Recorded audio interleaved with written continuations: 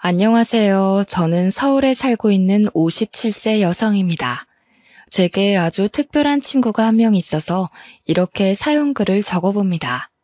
같은 동네에서 태어나서 어릴 때부터 같이 지내던 친구였는데요. 25년이 넘게 지났지만 그녀를 제 머릿속에서 지울 수 없는 이유는 친해서가 아닙니다. 지금 그녀의 얼굴을 떠올려도 이가 갈릴 정도로 앙숙지간이기 때문이죠. 그 친구 때문에 저뿐만 아니라 제 딸까지 모진 고생을 해야만 했습니다. 왜 그 친구가 저를 괴롭힌 이유는 어이없게도 제게 열등감을 느꼈기 때문입니다. 그녀가 가졌던 열등감은 시간이 지나면서 도가 지나쳐서 넘어서는 안 되는 선을 넘고 말았습니다. 그리고 생각지도 못한 처참한 결과를 불러왔죠.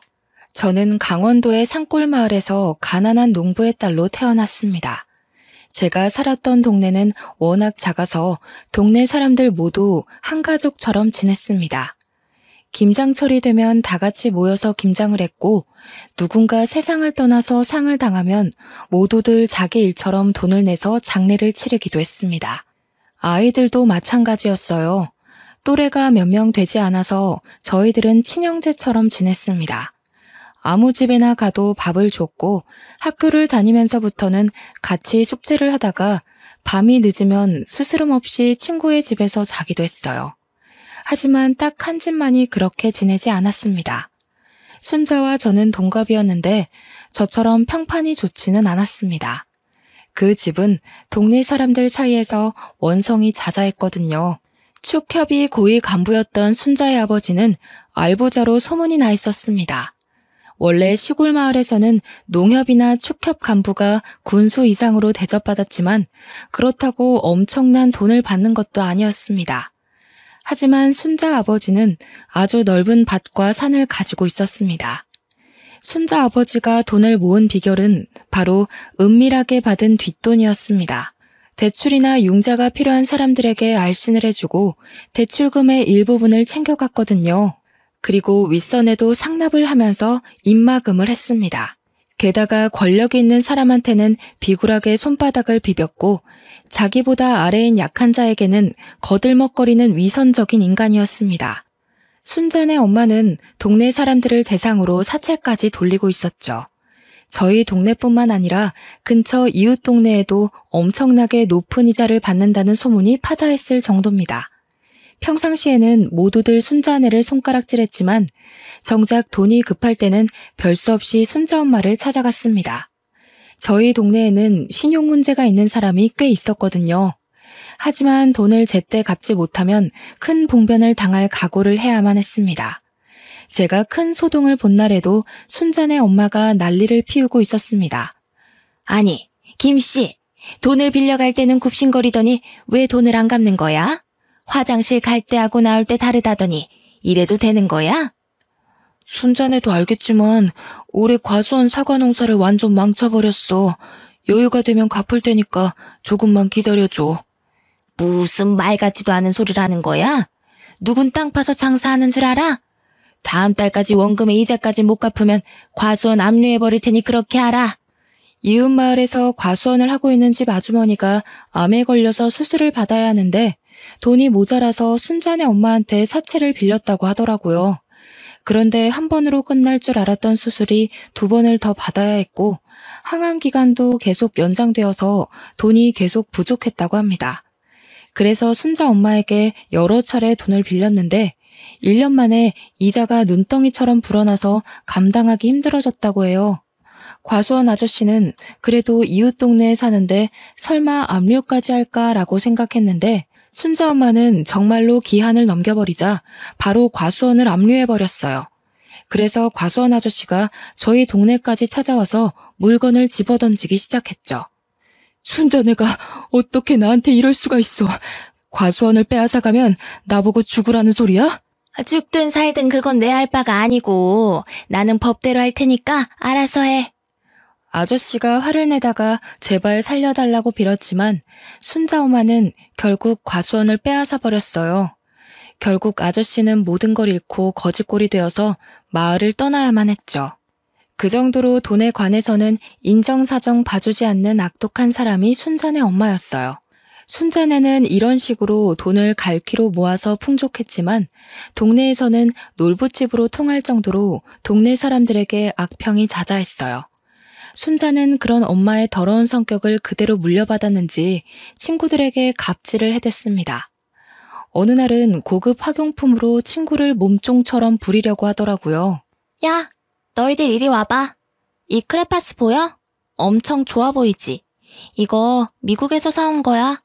내일부터 일주일 동안 내 가방 들어주는 사람은 이 크레파스 줄게. 순자는 친구들에게 자기가 가진 고급 학용품으로 친구들을 꼬셨습니다. 저희들은 순자를 피했지만 귀한 과자나 장난감의 유혹은 거부하기 힘들었어요.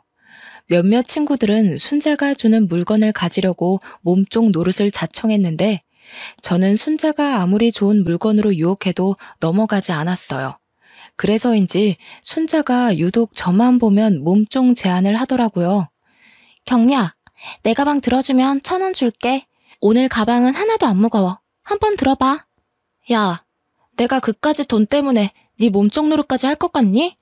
10,000원을 줘도 안 해. 집이 부자라고 사람 우습게 보지 마. 저는 코웃음을 치면서 순자의 요구를 거절해버렸더니 순자의 얼굴이 벌겋게 달아올랐어요.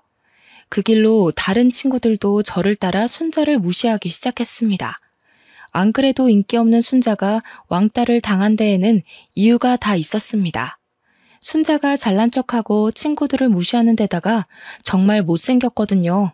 눈이 작고 못생겨서 단추구멍이라는 별명을 가지고 있었습니다.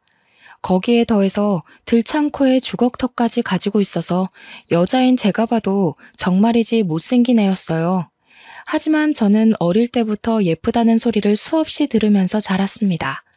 초등학교 고학년이 되자 이목구비가 더 또렷해졌고 미스코리아감이란 말까지 듣게 되었죠.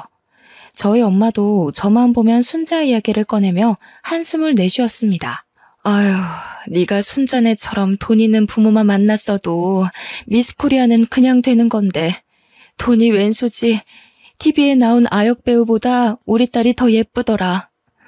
저희 엄마만 제 외모 칭찬을 하는 것이 아니었습니다. 주위에서 예쁜 딸을 둬서 좋겠다는 말을 들을 때마다 엄마가 엄청 좋아하셨거든요. 한편으로는 제 미모를 그냥 썩혀야 하는 걸 안타까워하셨어요. 남학생들 사이에서 제 인기는 하늘을 찔렀고 반면에 순자는 남학생들 사이에서는 비웃음거리가 되어가고 있었습니다. 야, 단추구멍 지나간다. 단추구멍이 오늘도 1,000원 줄 테니까 뭐 사오라고 했다며? 사람이 어떻게 저 모양으로 생길 수가 있냐? 인성이라도 좋던가. 이거 못생긴 정도가 아니라 괴물이야, 괴물. 남자애들은 순자가 드는 앞에서 대놓고 헐뜯기 시작했어요. 순자는 그때마다 남자들에게 인기가 많아지고 있는 제게 심한 외모 컴플렉스를 느끼고 있었더라고요. 순자의 외모 컴플렉스는 중학생이 된 다음에 더 심해졌어요. 학교 축제날이 다가오자 사회자로 제가 뽑히니까 순자가 또 저를 불러세웠죠. 방과 후에 저를 분식집으로 데리고 가서는 맛있는 음식을 사주면서 이렇게 말하였습니다. 경미야, 오늘은 내가 쏠게. 먹고 싶은 거 마음대로 먹어. 뒤가 웬일이야? 나한테 부탁할 거리라도 있어? 사실 이번에 축제 사회자 말이야. 나한테 넘겨주면 안 될까? 순자는 전교생 앞에서 축제 행사를 진행하는 사회를 보고 싶다고 하더라고요. 그래서 사회자로 뽑힌 제게 선생님께 가서 순자를 추천해달라고 말하는 것이었습니다. 뭐? 내가 왜 널 추천해야 하는데? 내가 안 하겠다고 하면 그 자리가 너한테 간다는 보장이라도 있어? 추천한다고 해도 선생님이 안 된다고 할 수도 있어. 응, 있어. 아버지가 이미 교장 선생님께 말해놨다고 했거든. 역시 순자는 믿는 구석이 있어서 저한테 말해달라는 것이었습니다. 그래야 편법을 쓴 티도 안 나고 애들한테 인기를 얻을 테니까요. 저는 그 꼴이 보기 싫어서 단호하게 거절하였습니다. 내가 왜 그래야 하는데? 미안하지만 순자야, 그건 안 되겠어. 나도 축제사회 꼭 해보고 싶었거든. 미안해. 먼저 일어나 볼게. 제가 먼저 자리에서 일어나니까 순자가 저를 노려보며 소리를 지르더라고요. 자기 멋대로 안 되니까 또 성질을 부리며 쌍욕을 내뱉고 있었습니다. 야, 넌 얼굴도 예쁘고 인기도 많잖아. 사회자 정도는 나한테 양보해줄 수 있는 거 아니야? 그것도 양보 못해? 이 가증스러운 년아. 이래놓고 애들 앞에서 착한 척 할 거지? 뭐? 가증스러운 년? 너 말 다 했어? 나 애들한테 다 이럴 거야. 너 이런 식으로 하면 애들한테 미움만 받아. 정신 차리고 똑바로 살라고. 제가 지지 않고 똑같이 소리치니까 순자가 욕을 하면서 제 머리채를 잡고 흔들었어요. 저는 갑작스러운 순자의 행동에 놀라 속수무책으로 당하고만 있었죠. 분식집 아주머니가 말려서 겨우 순자의 소나기에서 물러날 수 있었는데요. 순자는 뭐가 억울한지 펑펑 울면서 주저앉아 있더라고요. 제가 말도 안 하고 획 가버린 뒤로 순자와 저는 마주쳐도 서로를 투명인간 취급하게 되었습니다.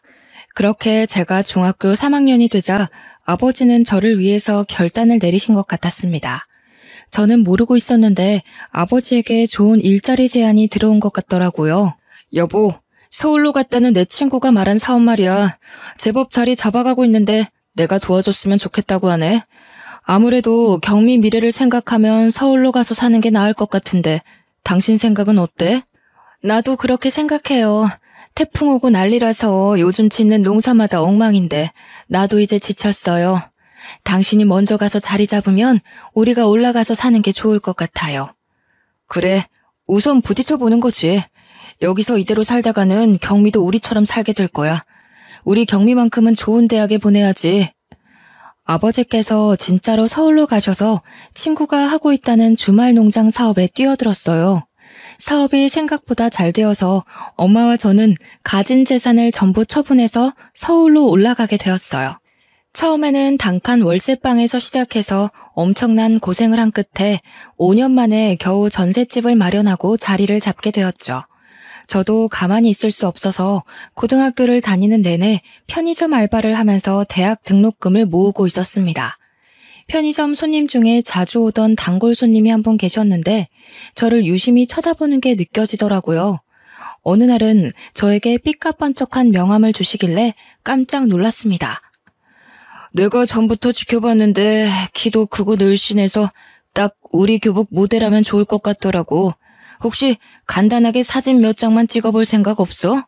뜻밖의 제안이라 뭐라고 대답을 못하고 있었는데 사장님께서 생각해보고 연락을 하라고 하시더군요. 혹시 사기는 아닐까 하는 생각이 들어서 무시하려고 했지만 그놈의 돈이 문제였습니다. 급식비를 못 낼 것 같은 상황이 찾아오자 사장님의 스튜디오를 찾아가게 되었죠. 그래서 교복 모델로 데뷔를 하게 되었는데 나중에는 방송 광고도 찍게 되었고 돈도 제법 벌게 되었습니다. 사장님도 저를 좋게 보고 저한테 이것저것 많이 제안을 해주셨죠. 경미야, 전문적으로 배우 해볼 생각 없어? 내가 아는 방송 PD들이 있는데 원하면 소개시켜줄게. 아니에요. 전 연기하는 데는 소질 없어요. 그리고 배우들은 저보다 훨씬 예쁘잖아요. 아니야. 이번에 데뷔한 배우 보니까 너보다 못생겼더라. 네가 더 예쁘고 끼도 많으니까 단역부터 시작해봐. 사장님은 배우를 해볼 생각이 없냐고 끈질기게 물어봤지만 저는 거절했어요. 잡지나 광고 모델을 하는 것과는 배우는 근본적으로 다른 일인 것 같아서 부담이 됐거든요. 남다른 외모 덕분에 대학 등록금을 어렵지 않게 마련한 저는 부모님의 도움을 받지 않고 원하던 대학에 들어가게 되었습니다. 그런데 대학에 들어간 뒤에 순자를 우연히 만나게 되었는데요. 어머, 경미야, 이게 얼마만이야? 너무 반가워. 오랜만이다.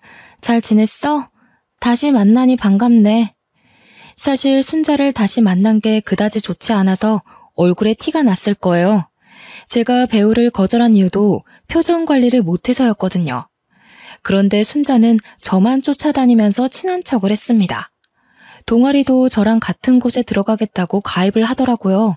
그리고 1년 뒤에 순자와 같이 소개팅을 나가게 되면서 잊을 수 없는 사건이 생기게 되었어요. 동아리 선배가 주선을 해서 나가게 된 3대3 소개팅이었는데요.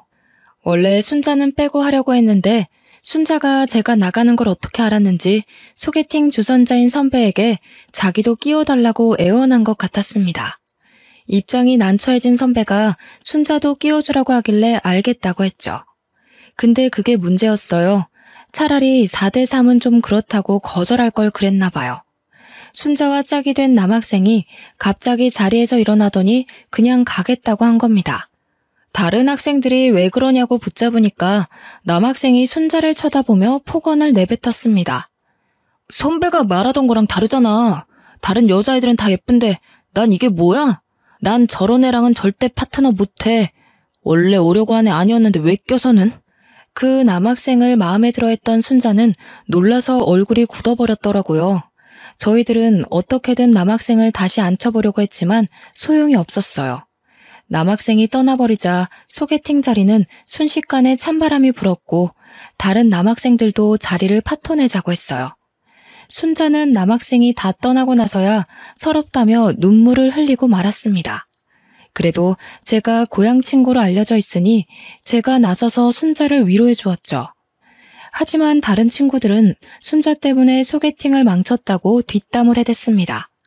순자를 보내자고 무언의 압박을 주고 순자가 집으로 가버리니까 그제야 애들이 순자에 대해 이리저리 평가를 해대기 시작했습니다. 아, 드디어 갔네. 쟤는 왜 저렇게 눈치가 없어? 얼굴이 못생기면 눈치라도 빠르던가. 이름도 촌스럽고 말투도 되게 건방지고. 아, 재수없더라. 맞아. 우리 말 싹 다 무시하고 남자애들한테 친한 척 팔짱 끼고 끼부리는 거 봤어? 앞으로 쟤하고는 어울리지 말자. 우리까지 이상하다는 소리 듣겠어. 에이, 그 정도는 아니다. 순자가 원래 그런 애는 아니야. 안 친해서 그런 거지. 니네들이 오해하는 거라니까. 저도 순자를 좋아하지 않았지만 대놓고 이리 뒷담을 하는 것 아니었죠. 제가 은근슬쩍 순자 편을 들고 순자를 조금은 걱정했습니다. 미운 정도 정이었죠. 타지에 가니 같은 고향 친구가 생각보다 크게 느껴지더라고요. 다음날 만날 순자 안색을 살펴보려고 학교에 갔는데 순자는 학교에 나오지 않았습니다. 다른 친구들에게 순자를 봤냐고 물어봤지만 모두 다 모른다고만 답하였는데요. 몇 달 후 여름방학이 끝난 다음에 순자가 모습을 드러냈습니다.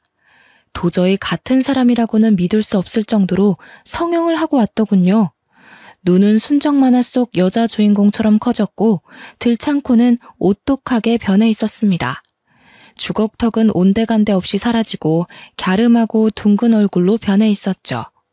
여자애들끼리 돈을 얼마나 쏟아부은 거냐고 수군거릴 정도였으니 순자가 등장하자마자 남자들의 시선을 사로잡은 건 당연한 일이었습니다. 그런데 순자는 제게 가지고 있던 열등감을 풀기 위해서 어이없는 짓을 저질렀습니다. 저는 순자가 사라진 사이에 같은 과 선배랑 연애를 하고 있었거든요. 그런데 순자가 저랑 사귀고 있는 선배에게 접근한 것이었습니다. 저는 선배가 순자를 가까이 하는 게 걱정됐지만 선배는 순자를 그냥 친한 후배라고 말하며 제 걱정을 덜어주었어요. 전 선배를 믿고 순자와 친하게 지내게 두었죠. 그런데 어느 날 친하게 지내는 동기가 와서는 저에게 충격적인 말을 건네주더라고요.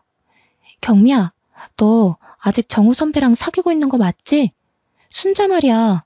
교양 수업 들을 때 보니까 매일 정우 선배랑 딱 붙어서 앉아있더라? 아무래도 수상해. 둘이 뭐 있는 거 아니야? 에이, 설마. 너무 그러지 마. 친한 사이라서 그래 보일 거야.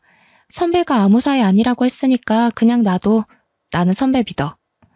제가 괜찮다고 말해도 만나는 동기들마다 순자와 선배가 유난히 친한 것 같다는 말을 남겼습니다.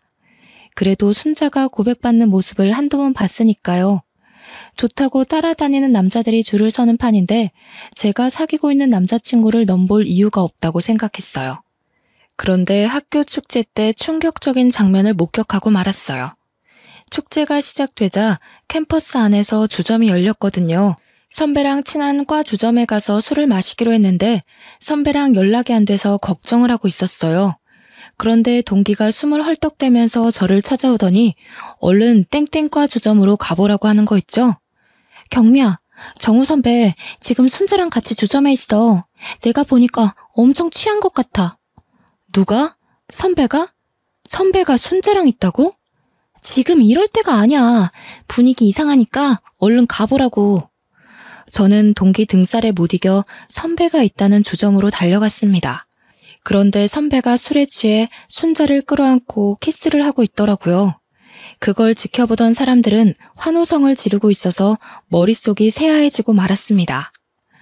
여러분 모두 박수와 환호성, 이벤트 당첨입니다. 새로운 커플과 탄생을 축하해주세요. 주점에서 베스트 커플을 뽑는 이벤트를 했던 것 같습니다. 선배가 정신을 못 차리고 순자를 계속 붙들고 있길래 그 모습을 보고 뚜껑이 확 열리면서 이성을 잃고 말았습니다. 야, 김순자, 너 지금 뭐 하고 있는 거야? 지금 당장 나와. 이거 나. 왜 이래? 제가 순자의 머리채를 잡고 주점 밖으로 끌고 나왔는데요. 선배가 바닥을 기어다니며 순자를 찾고 있길래 어떻게 선배를 구워 삶았나 분노가 치밀어 올랐습니다. 너 선배한테 무슨 짓 했어?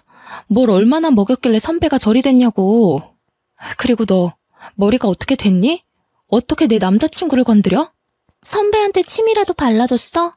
그리고 선배가 먼저 나한테 접근했어. 몰래 만나자고 했다고. 그러니까 이참에 헤어져. 우리 사이 방해하지 말고 꺼지라고. 뭐? 이게 미쳤나? 너 학교 생활 어떻게 하려고 그래? 네가 선배 꼬시고 다니는 거 학교에 소문 다 났어. 그 소문 네가 낸 거 아니야? 내가 예뻐져서 질투하는 거잖아. 제가 정신 차리라고 하는데도 순자는 오히려 큰 소리를 쳐서 그날 순자와 싸웠다는 소문이 과 전체에 났습니다. 끝까지 선배를 감싸면서 소문을 해명하고 다녔는데 몇 달 뒤에 선배가 헤어지자고 하더라고요. 경미야, 우리 헤어지자. 미안해. 순자가 임신을 했다고 해서 나도 어쩔 수가 없었어. 저는 그 말을 듣고 정신이 아득해지면서 몸이 휘청거리고 말았습니다. 선배는 저를 생각해서 거리를 두려고 했는데 순자가 끈질기게 달라붙는 바람에 같이 술을 먹었다고 하는데요.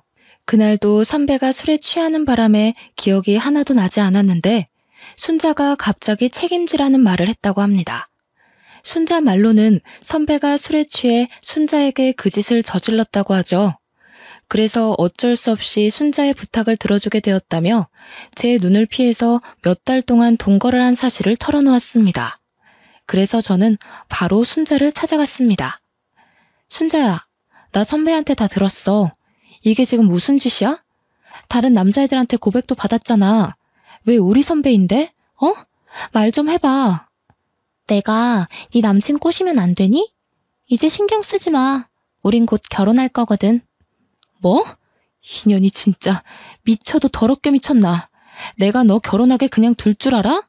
순자가 뻔뻔하게 나오자 저도 모르게 화가 나서 순자의 머리채를 잡고 흔들다가 밀쳐버렸습니다. 넘어진 순자는 앙칼진 표정으로 저를 노려보면서 일어나려다가 배를 움켜쥐면서 다시 쓰러지고 말았습니다. 순자 다리 쪽을 살펴보니 하혈을 하고 있더라고요. 깜짝 놀란 저는 구급차를 불러서 순자를 병원으로 옮겼습니다. 진찰을 한 의사는 다행히 태아는 무사하다고 했는데요. 덕분에 저희 부모님도 순자의 임신을 알게 되었죠. 응급실까지 찾아와서는 저를 이렇게 위로하셨습니다. 순자가 진짜 뺏었다는 증거도 없고 어쩌겠니? 결혼한 남편도 아니고. 포기해라. 그냥 똥 밟았다고 생각하고 울지 마, 우리 아가. 다른 사람이 바람피는 것 같다고 말하더라도 믿고 기다릴 정도로 사랑하던 사람이었습니다. 그때까지는 눈물만 나오고 분했는데 선배가 진짜로 순자의 병문안을 오고 지극정성 병간호를 하는 모습을 보고 정신적인 충격을 받았습니다. 선배랑 순자가 결혼한다는 소식을 소문으로만 듣고 한 달이 넘게 집 밖으로 나가지도 못하고 폐인처럼 누워만 있었죠. 그래도 만병통치약이라는 시간 덕분에 정신을 차릴 수 있었습니다. 이것으로 순자와 저의 악연은 끝이라고 생각하고 기운내서 열심히 살기로 마음을 먹었는데요. 선배를 만나지 않기 위해 한 학기만 휴학을 하고 다시 복학해 쭉 학교를 다니다가 졸업을 하고 직장을 다니게 되었습니다. 직장 생활을 하면서 은이라는 친한 여직원과 친하게 지내고 있었죠. 은희의 사촌 오빠는 잠실 야구장 근처에서 피자 가게를 하고 있었습니다. 프로야구 경기가 있어서 바쁜 날이면 은희에게 알바를 해달라고 부탁을 하곤 했는데요. 그때마다 은희가 꼭 저를 불러서 피자 가게 일을 같이 했습니다. 그러다 은희의 사촌 오빠랑 친해져서 프로야구 시즌 중에는 주말마다 가게로 가서 일손을 도와주었습니다. 일손을 도와줘서 고맙다며 밥이랑 술을 얻어먹다 보니 그냥 친한 사이가 아니라 남녀 관계로 변해가기 시작했습니다. 그런데 은희가 자기 사촌 오빠랑 가까워지는 걸 걱정스러워 하더라고요. 경미야, 솔직히 말해봐. 우리 오빠랑 사귀지? 아니, 그건 아닌데 솔직히 말하면 남자처럼 느껴지긴 해. 너한테는 말 못했는데 너 몰래 만난 적이 몇 번 있었거든. 은희는 제가 자기 오빠를 좋아하고 있다는 걸 알자 뜻밖의 말을 꺼내놓았습니다. 나도 둘이 몰래 만나고 있는 거 알고 있었어. 그래서 너도 이제는 알아야 할 것 같아서 말하는데. 뭘 말하려고 이렇게 뜸을 들여? 설마 사촌 오빠한테 여친이라도 있는 거야? 우리 오빠가 참 좋은 사람이긴 한데 사실 결혼한 적이 있어서 좀 그래. 차라리 여친이 있다는 말이 더 나을 뻔했습니다. 총각인 줄 알았는데 결혼을 한 적 있었다니. 남편은 그 사실을 숨기고 저를 쭉 만나왔던 것이었습니다. 은희가 하는 말을 들어보니 사촌 오빠가 결혼하고 아내가 갑자기 심장 발작으로 세상을 떠났다고 하는데요. 다행히 딸린 애는 없어서 다행이었습니다.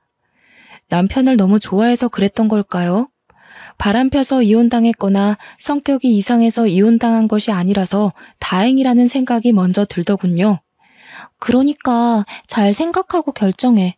오빠한테는 내가 말했다고 하지 말고 너한테 말 안 하면 안 될 것 같아서 말하는 거야.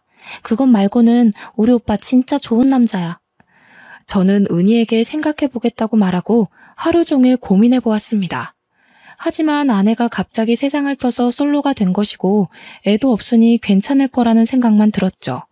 그래서 남편에게 연락해보니 남편이 은희에게 모든 걸 전해들은 모양이었습니다. 저한테 미리 말 못해서 미안하다고 하더군요. 은희한테 들었지? 내가 직접 말해야 하는데 계속 미뤄서 미안해. 막상 말하려고 하니까 입이 안 떨어져서. 그래서 너한테 좋아한다는 말도 못하고 있었어. 이젠 너랑 진지하게 만나보고 싶은데 어떻게 안 될까? 남편은 용기를 내서 제게 결혼을 전제로 만나보자고 했고 저는 이미 마음의 결정을 한 상태여서 기쁘게 받아들였습니다. 결혼 후에 저희 부부는 피자 가게를 운영하면서 딸을 낳고 남부럽지 않게 행복하게 살고 있었어요. 가게를 하면서 바쁘게 사는 사이에 딸이 고등학생이 되었고 그때부터 제게 고민이 하나 생겼죠. 딸은 저를 하나도 닮지 않아서 엄마인 제가 봐도 아주 못생겼습니다. 게다가 고등학생이 되면서 살이 조금씩 불어나더니 20살을 넘기자 몸무게 숫자가 3자리를 찍어버린 겁니다. 다이어트란 다이어트는 전부 해봤지만 소용없었어요. 단식 프로그램이나 살을 빼준다는 각종 프로그램에 참가했지만 그때뿐이었고 요요 현상으로 살이 더 찌는 상황이 찾아왔습니다. 저는 당연히 제 딸이니까 항상 사랑으로 보듬어주고 예쁘게 말하려고 노력했는데요. 그런데 순자가 제 딸을 볼 때마다 못생기고 뚱뚱하다며 비웃었어요. 고향 친구들을 만나려고 제가 예전에 살았던 시골로 내려갔을 때였어요. 친구들이 저를 만나자마자 몇 년 전에 순자가 고향 마을로 귀농을 했다고 말해주더라고요. 남편이 하던 사업이 망할 징조를 보이자 그냥 고향으로 돌아가서 친정 부모님이 가지고 있는 땅에 농사를 지으면서 살기로 했다는 겁니다. 그래서 한 번씩 고향에 내려가면 싫어도 순자와 다시 마주치게 되었죠. 이제 순자를 더 이상 마주칠 일은 없을 거라고 생각했는데 세상 일이란 게 마음대로 되는 게 없더군요. 그렇지만 순자를 피하려고 고향 친구들과의 인연을 끊을 수 없었어요. 고향 친구 어머니가 돌아가셔서 급하게 장례식장을 방문했는데 순자가 그 자리에서조차 저를 씹어댔어요. 딸은 엄마를 닮는다는데 네 딸은 왜 아직도 그 모양이니? 웬만하면 나처럼 성형 좀 시켜줘라. 넌 딸하고 같이 다니면서 부끄럽지도 않니? 우리 딸이 뭐 어때서? 나이 먹어갈수록 예뻐지기만 하구만. 왜 너는 나 볼 때마다 못 잡아먹어서 안달이니? 예뻐지긴 개뿔. 우연히 네 SNS 들어가 봤는데 너네 딸은 점점 못생겨지더라. 네가 낳은 딸이 맞기는 하는 거니? 저는 화가 났지만 상종하기 싫어서 무시해버렸는데요. 다른 자리도 아니고 친구 엄마 장례식 날인데 소란을 피우고 싶지 않았습니다. 그러다 며칠이 흐르고 순자가 웬일로 환갑잔치를 다 초대했더라고요. 저희 딸을 꼭 데리고 오라고 하길래 저도 생각이 있어서 딸을 데리고 고향으로 내려갔죠. 순자가 딸아이에게 모진 말을 할 걸 예상하고 간 것인데 생각보다 심한 말로 저와 딸의 마음에 염장을 질러댔습니다. 사회자가 환갑잔치 진행을 하고 있는데 순자가 갑자기 나서서 큰 소리로 떠들기 시작했거든요. 야, 실제로 보니까 네 딸 몸집이 푸짐해서 시집도 못 가겠다. 저런 딸은 도대체 어디다 쓰나 했는데 오늘 고사 지낼 때 돼지 머리 대신 쓰면 되겠네. 돼지 머리보다 네 딸 머리가 더 크니까 어여가서 상머리에 앉아라. 순자가 제 딸을 붙잡고 상이 있는 쪽으로 데려가니까 더 이상 참을 수 없더군요. 그래서 환갑잔치를 진행하고 있는 단상으로 올라가 진행자가 들고 있던 마이크를 빼앗았습니다. 뭐? 내 딸 머리가 더 크다고? 감히 남의 집 귀한 딸을 돼지머리에 비유해? 인연이 뚫린 입이라고 나오면 다 말인 줄 아나? 전부터 시비 거는 거 참았는데 너 죽고 나 죽자. 어디 한판 해보자고. 내가 뭐 틀린 말 했어? 네 딸이 뚱뚱한 게 내 탓이야? 네 딸이 못생긴 게 내 탓이냐고. 남의 딸 데려와 놓고 네 딸이라고 우기는 네가 잘못한 거지. 너 정신 나갔어? 내 딸이야. 내 딸이라고. 누가 남의 딸이래? 눈깔이 어디 잘못 달린 거 아니니? 그래, 오늘 눈깔 다시 달자. 내가 달아줄게. 지금까지 참던 분이 치밀어 올라 마이크를 집어던지고 순자에게 달려가 얼굴을 손가락으로 잡아뜯고 말았습니다. 덕분에 순자가 아프다고 소리를 지르며 한바탕 크게 싸우게 되었죠. 한순간에 엉망이 되어버렸습니다. 더 분한 건 딸이 순자에게 사과도 받지 못하고 마음의 상처를 입은 것이었는데요. 눈물을 꾹 참고 있던 딸이 집에 돌아오자마자 끝내 울음을 터뜨리고 말았습니다. 차라리 딸아이를 데리고 오지 말 걸 후회가 되더군요. 순자가 제 딸아이에게 뭐라 할수록 당당하게 딸아이를 데려오면서 자랑해야 한다고 생각했습니다. 외모만 빼면 정말 공부도 잘하고 성격도 좋고 싹싹한 아이였거든요. 어른들 사이에서 예쁨 받는 모습을 보여주고 싶었는데 욕심을 부린 제 탓이었습니다. 제가 딸아이에게 다 잊어버리라고 말하고 다시는 고향집에 안 데려가겠다고 했습니다. 그렇게 1년이 지난 뒤에 순자가 여전히 제게 앙심을 품고 말도 안 되는 짓을 꾸미고 있다는 사실을 알게 되었습니다.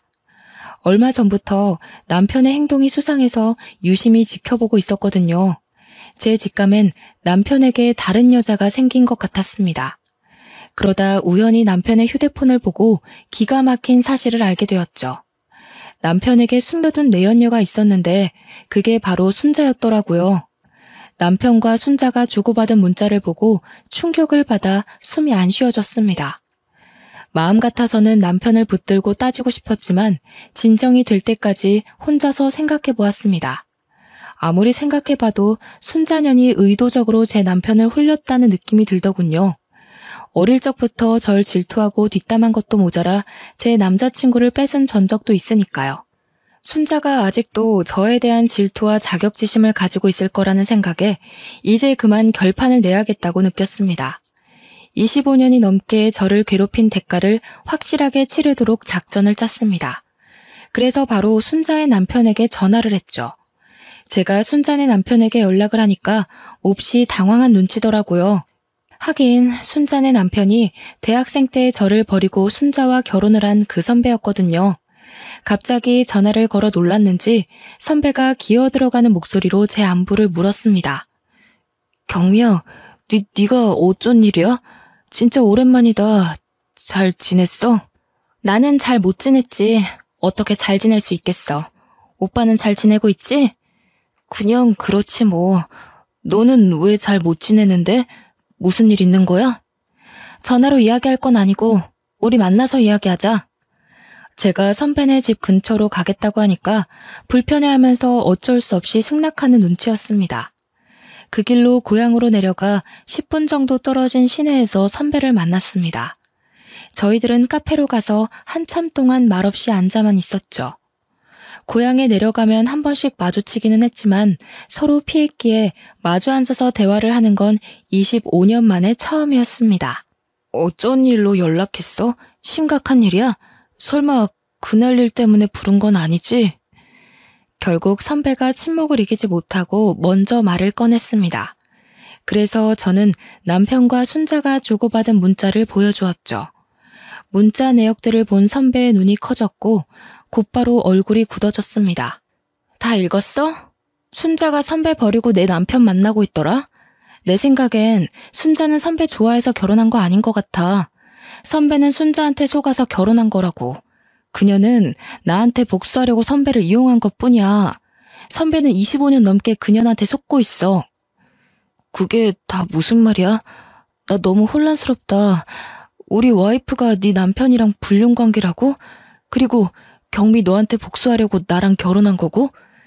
제가 다 맞다고 하니까 선배가 분을 참으려고 입술을 깨물었습니다.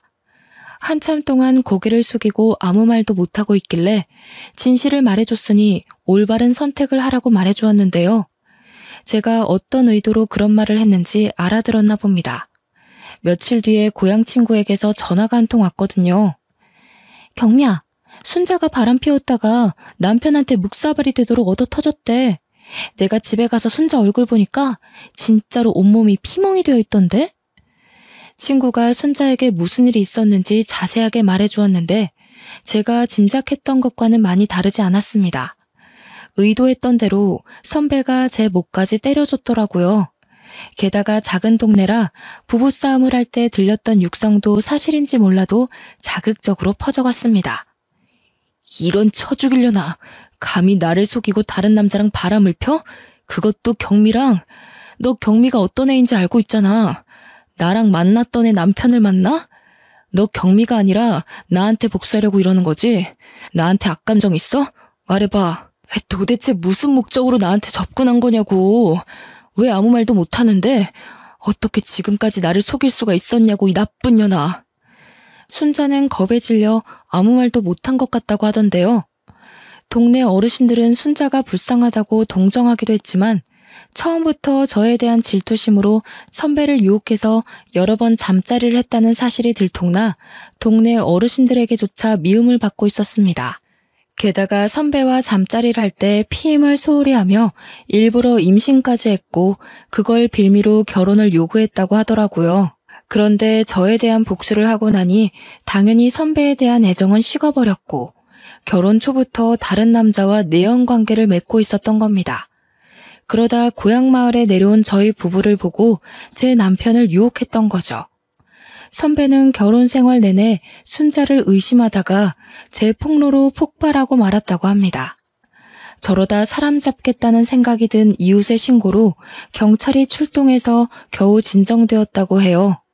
하지만 여기서 끝낼 수 없죠. 저는 순자가 메타작을 맞았든 말든 상간녀 소송을 했고 순자 앞으로 되어 있던 땅을 위자료로 받아냈습니다. 순식간에 이혼을 당하고 동네에서 얼굴을 들고 다닐 수 없게 된 순자는 빈손으로 쓸쓸하게 고향을 떠나는 비참한 신세가 되어버렸는데요. 당연히 저도 순자와 바람이 난 남편에게 이혼을 선포했습니다. 남편이 한 번만 용서해달라고 빌었지만 저희는 아직 별거를 하고 있는 중이죠. 말로만 들었던 황혼 이혼을 제가 다 고민하고 있다니 믿기지가 않습니다. 딸아이가 1년 전에 좋은 남자를 만나서 결혼식을 올려서 그때까지만 버티려다가 지금까지 이혼 소송을 안 걸고 있네요. 저희 딸이 데려온 사위는 딸처럼 덩치가 좋은 유도 선수 출신의 사위여서 든든합니다. 내년이면 손주가 세상에 나올 예정이라서 슬픈 소식을 들려주고 싶지 않은데요. 이렇게 오랜 시간이 지나다 보니 굳이 호적상으로 정리를 해야 하나 걱정이 됩니다. 이제야 주변이 잠잠해지고 좋은 소식만 들려오고 있는데 갑자기 이혼한다고 나서면 눈앞이 깜깜해질 것 같거든요. 여러분들은 부디 이런 일 없이 늘 행복하고 건강하시길 바랍니다.